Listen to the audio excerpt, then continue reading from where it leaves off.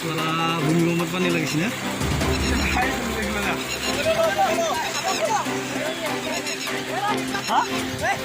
tractor গুচা ভূমিকম্পত পানী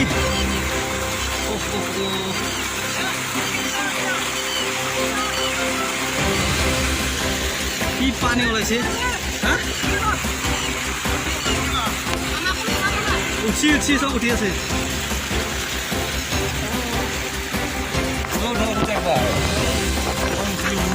পানী বানপানী